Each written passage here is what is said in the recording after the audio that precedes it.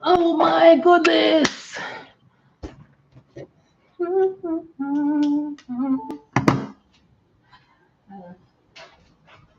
Tell me that you're coming soon.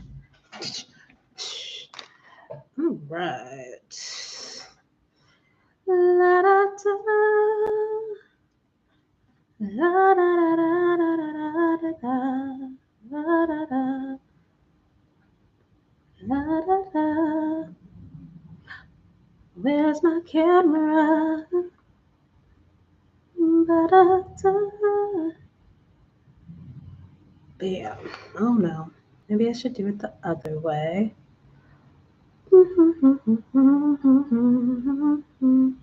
Huh. Well, I guess that works.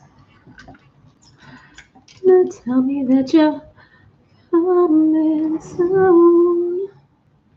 All right, we're gonna get into things in just a second here as I set up my other camera. Natural lighting, looking good. Oh, that is a picture. Oops.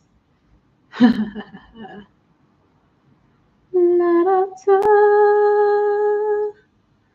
La, da, da, da, da, da, da, da. La, da, da, da, da, da, da, da. Ooh, all right. So there has been lots of chit chat on the inter of nets. There has. Um, so we're here today to discuss if Amanda Seales is autistic. Um, so for y'all who don't know, Amanda Seales went on Club Shay Shay. I think that's the actual name of the show. Shannon Sharp has an interview show on the YouTubes or whatever platforms it streams. And so, yeah, she went on there to discuss some things. God bless her soul. And in that, she shared a recent autism diagnosis that she had received or that she's exploring or whatever. All right. So we're gonna get into that. So first, I mean, if you haven't been on my channel before, I'm Jastiny Jenkins. I am a licensed clinical social worker, and I specialize in diagnosing and treating adults with neurodevelopmental conditions such as ADHD, autism, and other co-occurring conditions. I also specialize in working with trauma survivors. So yeah, I was really interested, as Amanda has been being more public about her starting to realize her neurotype and starting to realize different symptoms she may have and how those have caused, different social struggles in her life and things like that. And so, she gets on here, she's vulnerable, she shares that information, and then the internet goes crazy. And so many folks are calling her liars, so many folks are saying she's being manipulative. There's just so much to sit around whether or not this woman is actually autistic. And what I think is particularly interesting is that there's so much discussion amongst people who don't have the knowledge or skill sets to even make that decision. Um, so I do, and I wanted to get into it. So what I really want to say, first and foremost, is Amanda Seales autistic? I don't know. I don't know. I don't know her. Like I don't work with her. She's not my client. There's no way that anyone who's just watching the things that she posts is going to be like, yeah, she's autistic or she's not autistic, without actually having some sort of clinical interaction with her. All right. What I do know is that I love to bully Black women. What I do know is I love to prioritize people's mental health, to be supportive of other people, to really value individual self-determination, autonomy, identity. Those are things that I particularly value as an individual and as a therapist. So we don't know if she's autistic, but here's the thing about what I really wanted to get into is that so many people are saying she is not autistic when they don't know what autism is. They don't understand autism. If autism to you is solely Sheldon from the Big Bang Theory, or the great guy from Rain Man, or that one person that you worked with at um, a developmental home, who needed a lot of support, um, that could be autism, but that's a presentation of autism. It is not the whole picture. All right. And I think that we need to remember that when information gets into pop culture, it gets sensationalized. All right. And a lot of times when we're sensationalizing things, we're missing a lot of points. We're missing a lot of details. We're missing a lot of information and knowledge, because when we sensationalize it, a lot of times we make it big. We make these pop culture words, and then we simplify them, because the general population, they're not experts in mental health. They're not experts in neuropsychology, so they don't need to know all of the little things. So they make these generalizations, right? And that's where things get unhelpful, when you really start to use those generalizations to discredit people. All right. So I want to give y'all some tips on a little bit about what autism is, or a little bit more of why you can't tell at face value whether or not she's autistic. So first and foremost, let me just show you this. This is the DSM-5, the Diagnostic Statistical Manual of Mental Disorders, 5th edition, and I've been using it for quite some time. You see it's had some wear and tear. So this book, it is like the Bible of diagnostic conditions, clinical conditions for different practitioners, from psychotherapists to doctors, to diagnose people with certain conditions and disorders, right? Now, this book, it has its critiques, it has its problems. Oppression's everywhere, racism is everywhere. So those intersections are, this book is not devoid of those intersections or those impacts, and there are certainly legitimate critiques around this book. However, at the same time, as clinicians, like, that is the standard of practice that we have to use to help us guide in making our diagnosis. So when it comes to the diagnosis of autism, I want to be really, really clear here, because I see people online saying, like, I guess maybe this is what I pieced together, because I'm gonna be honest, I did not watch the whole Shannon Sharp interview. It was 3 hours long, and it was taxing. It was taxing. But nonetheless, like, I've heard of people saying, like, I guess Amanda had mentioned that her psychiatrist or psychologist, or whoever her mental health professional is, they suggested that she may likely have autism, or that they strongly believe she has autism. And I guess there was a criticism that she didn't have the official test done to see if she actually has autism. And so then she may be misdiagnosing herself, or that sort of thing, or the clinician may be misdiagnosing herself. And I really want to say, first and foremost, that, like, it's bullshit. That is a bullshit. It is a bullshit. And I can I say bullshit on live? I might have to stop if I want streams. But that is a BS perspective, because the fact of the matter is that there is not one official test to diagnose autism. Those do not exist. All right. What we do have is we have clinical screening measures to say, okay, let's assess autism. This person is flagging for characteristics and symptoms of maybe autism or other neurodevelopmental conditions. Let's look more into that with the clinical knowledge that you have. Then there are also, outside of screening tools, there are standardized measures that the clinician may actually proctor and, like, give to the client, or the person coming in seeking the diagnosis. So they may ask some questions, or have them do a series of tests, or even maybe follow some things on the screen virtually, standardized testing in that way. There are also other standardized self-report scales. The thing about all of these, from screeners through to standardized scales, is that not one of them is an official diagnosis of autism. They're an official test for autism.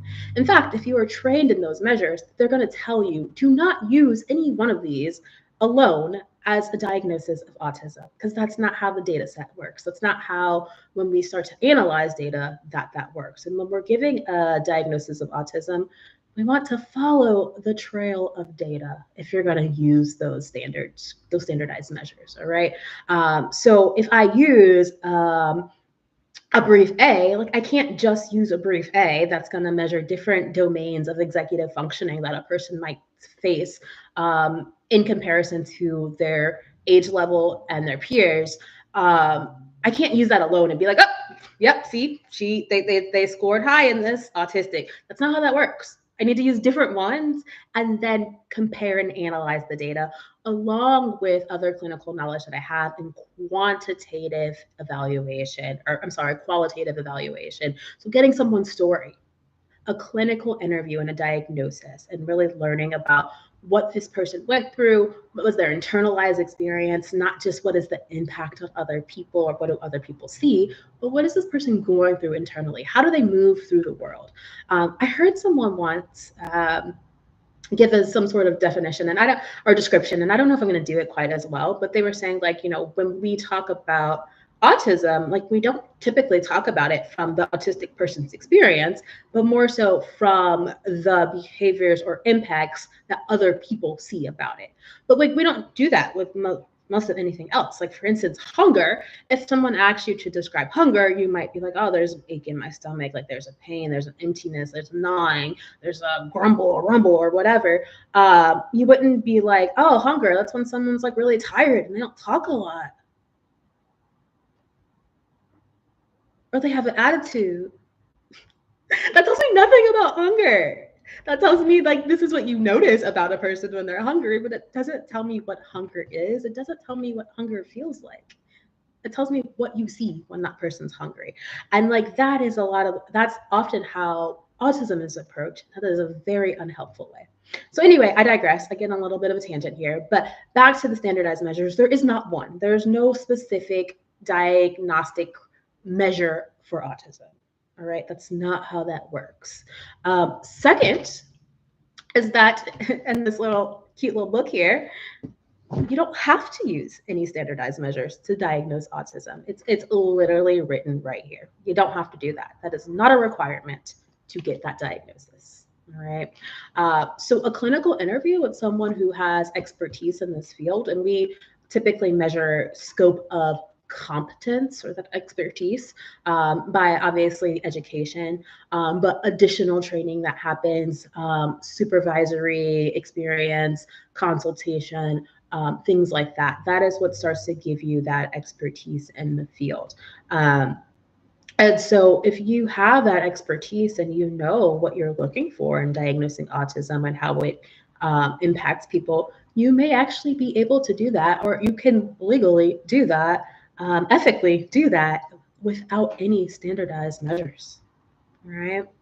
So that's what just really like blows me is like how people get on the internet and like they start blowing down and talking about people and telling that they're lying or based on things that they don't even know or criteria that doesn't even matter. And it's just like, pipe down a little bit because you sound kind of silly. I'm gonna be honest. So yeah, those are two very important points. And like what really like grinds my gears about it too is just like this woman comes to you, she's like, hey, like, I'm neurodivergent, I'm autistic, this is what my professional said, right? And you're like, oh, well, you didn't even use the standardized measures. Well, here's the thing. First of all, autism, again, no standardized measures. An autism diagnosis is subjective. Now, it needs to be clinically subjective. It needs to come from a clinical professional who has that scope of practice, but it is their professional subjective opinion. All right. So one is subjective. Two, she doesn't even have to use the standards to get this diagnosis or these measures to get the diagnosis. And it's just like, what do you guys want? Like, what do you want from Black people? What do you want from Black women particularly? Because, I don't, and I might be wrong. You can get in the comments and the chats, but I don't hear this kind of backlash when Elon Musk says he's autistic or when Sia says she's autistic. Like I don't hear that. But when a Black woman says she's autistic, now we don't believe her doctors. Now we don't know if her doctors have the right sort of training. Now she didn't even fill out the standardized measures, but she doesn't have to. So what is it that you want from Black women to prove themselves? And why do they have to prove themselves, to some standard standard that other people do not. We already experience so much oppression and barriers to getting treatment, obstacles to being bullied, just obstacles to finding support. There's already this strong Black woman trope that we are trying to ameliorate. We're trying to really get rid of, and and it's just, why make it harder? Like, it's hard enough for Black people to have access to care. It's hard enough without you coming in, without your uneducated, unsolicited opinion to say what someone is and what someone's not. Do you not have anything better to do with your time, my friend? All right. Aside from that, so if we look more, so my DSM that I showed you, it's a DSM-5. There has been a newer release now. It's called the DSM-5 TR. TR stands for something revision. I forgot. It'll come back to me in a second. But the 5 has been revised, and one of the things that has been revised in the text revision of the DSM-5 is autism spectrum disorder. But some main things. So let me just say this. Like, when we're looking at criteria for autism spectrum disorder, we look at 2 very specific categories. So one, or A, is a persistent deficit in social communication and interaction across multiple contexts. But here's the kicker, is that it is evidenced by either current or historical examples. Current or historical. So that means now or in the past, which means not now. Both of those count in giving this diagnosis, right? B, the second part about it is that there is a restrictive, repetitive pattern of behaviors, interests, activities, and things like that. Again, that is evidenced by either current or historical examples. All right. So this is why we're looking at the lifespan. All right. So I'm going to give you just some examples of that. So for instance, when I was a child, I engaged in a lot of echolalia. All right. So echolalia, in short, is kind of repeating sounds, phrases, things that you hear. Sometimes it's for comfort. Sometimes it's for making sense of that language. Right. So as a child, I would sit for hours in like kitchen cabinets, so particularly in my kitchen at the time. I would sit in the cabinet, I have my little tape recorder. I'm old, so I had like an actual cassette tape, you turn the sides, whatever. And I would record myself repeating these phrases and sayings and whatnot, and I would play them back, and I would listen to them, and I would play them back, and I would record, and I would play it back and listen, and I would record something, and I'd play it back and listen, and I would just do that repetitively, right? In the kitchen cabinet, all right? I used to sit around and watch commercials intentionally. Like, I would flip through the channels to look for commercials, and then I would memorize all of the jingles or the slogans, like "Mom's like you choose Jif," right? And I memorized all of those, and I would just say them randomly, like throughout the day, and things like that. Right. So fast forward now, I'm almost 33 years old. Well, I can't fit in the kitchen cabinet, so that is no longer a current presentation. All right. I've learned that it's not socially acceptable to sit under furniture and under desk and in cabinets and things like that. Now, sometimes if I'm super distraught, you will find me in the closet decompressing at my big age, and it is what it is. But nonetheless, that was a historical example. I don't do that anymore. Does it mean I'm not autistic? No. That's why we want to look for things from the lifespan, all right? So that's one example. I feel like I had another one to give, and it's kind of escaping me at the moment. But even so, I have a difficulty with coordination, and that still tracks true to this day. But when I was younger, I used to run unilaterally. So what I mean by that is, like, typically when we run, you're going to move your right arm, your left leg, your left arm, your left arm, your right leg, right? Well, I would move one side of my body. So I would try to run my right arm, my right leg, my left arm, my left leg. I was looking crazy. I had to learn how to not do that, right? I don't do that anymore. Like, when I run now, I run like most people run. I mean, like, it ain't super cute, but like, nonetheless, like, I am running with that bilateral movement nowadays. But that historical context is still important in making this decision for me, right? Another part that the DSM-5 or TR states is also in the regular 5. But there's another criteria, and so that's criterion C. And so it says that we do need to have symptomatology present in early life, right? In developmenting in early development, blah blah blah blah blah. In early development, we do need to see that. But the thing is that these struggles may not fully manifest until the social demands exceed the limit or capacity that someone has. And also, when we look later in life, they may have strategies now that they developed to make up for those difficulties. All right. So this is really easy, and I'm gonna kind of switch to ADHD here. So ADHDers often very forgetful, right? And have trouble keeping track of things. But sometimes we see I'm really trying not to use functioning labels here. But we see people who we may not generally assume to be ADHD based on stereotypical portrayals of ADHD. And we're like, oh, no way they have ADHD because they're a super type A person. But then if we talk to them in like a clinical interview and we start to assess for specific parts of their lives and nuances, then we see like, oh, they became a very type A person because they had these struggles. They no longer have these struggles because they developed these workarounds. All right.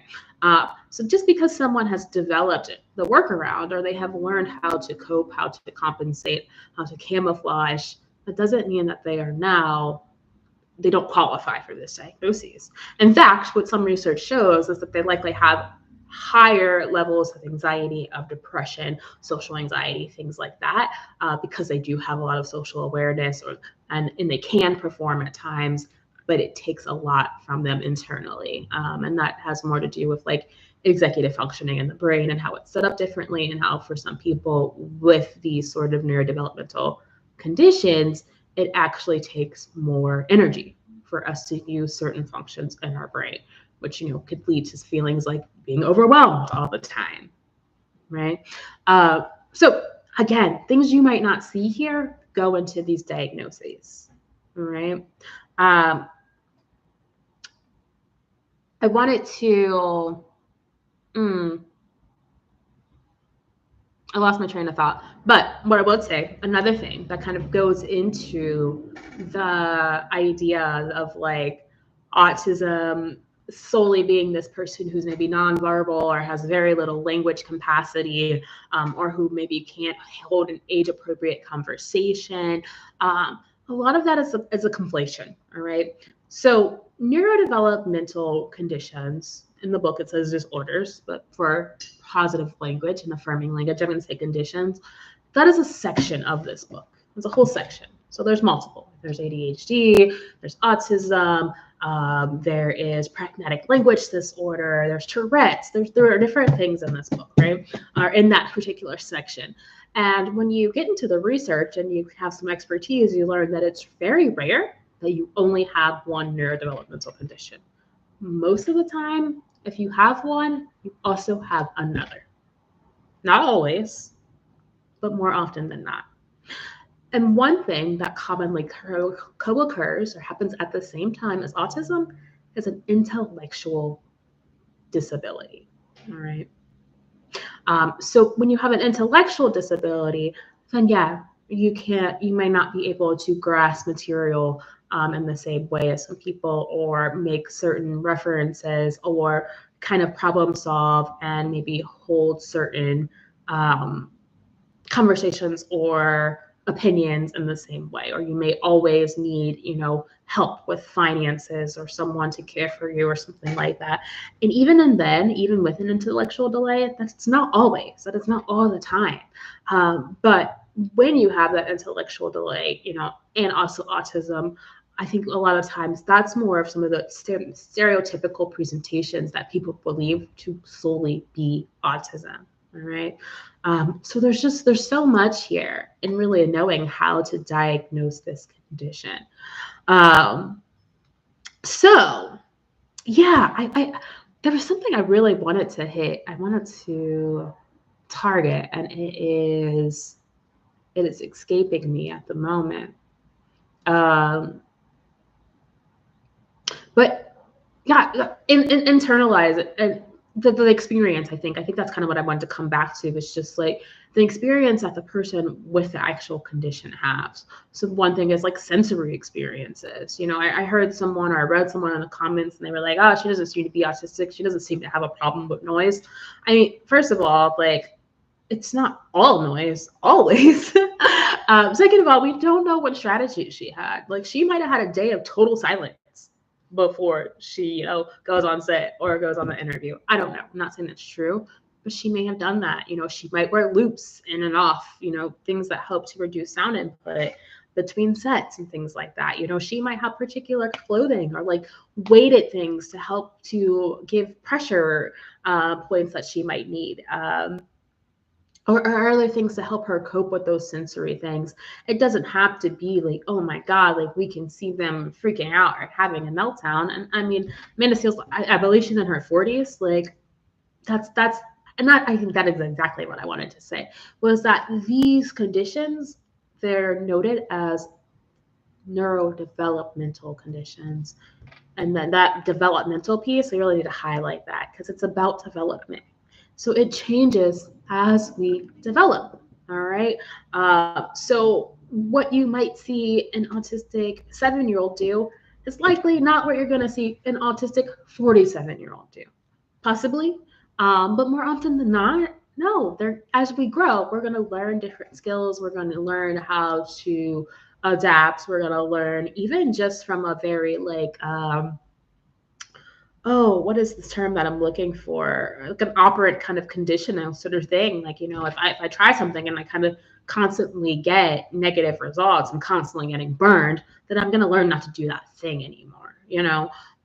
So in the same way, as we keep living, we might learn how to adapt. And sometimes those adaptive skills may be very healthy and functional, and sometimes they may be very unhealthy, like isolation, like internalization, things like that.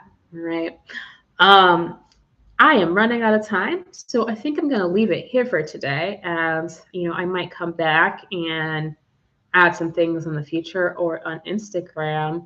But again, what I really want y'all to take away from this is like, most of you don't have the knowledge, and that's not an insult. It's not an insult. It's just not your lane, to really even fruitfully or like helpfully have this discussion around this neurotype. But even if you are a clinician, if you're not her clinician, there's no way for you to be like, oh, definitely autistic, definitely not autistic. You don't know. You're not doing that work with her, And I want to highlight, like, I don't know Amanda Seales at all. She may be a very lovely person who is totally misunderstood.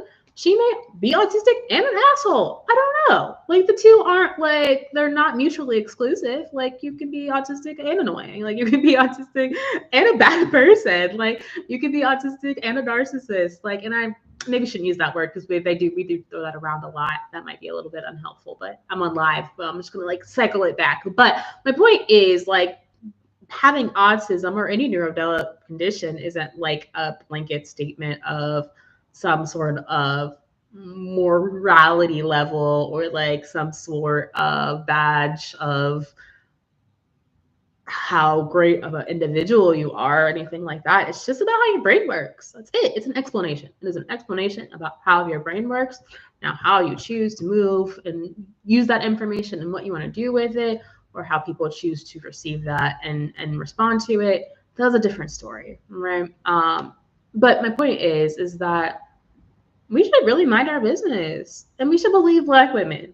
Like, Black women without neurodevelopmental conditions have a hard enough time, So if she does have this developmental condition, why are we making it harder for her? Like, why are we being rude to her? What are we accomplishing by doing that? Are you feeling better about yourself? Like, are you feeling better about a relative that maybe also has some of these conditions, but you're ableist and you don't want to see that in them? What are we doing? Like, I don't understand how it helps to to be so negative and to be so unsupportive, especially when you have the option to not say anything at all. But even if we were to like offer support and offer kindness and offer compassion and offer empathy, I'm curious, like, what harm does that cause? Who's being harmed by that?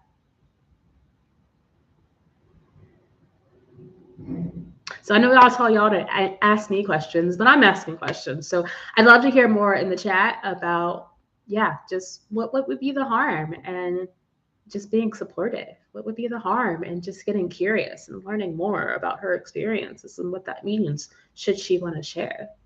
You know, and what's the benefit? What is the benefit of like dragging her name through the mud? Just curious. All right. So again, takeaway is that autism is a complex diagnosis. You need special training and education in order to make that diagnosis. There is no official test for autism.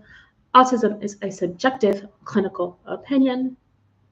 And yeah, autism also, it's a developmental condition. So the symptomatology that you see might change throughout life. So even if someone doesn't seem to meet the criteria that you think they should meet right now, it doesn't mean that they never have, right?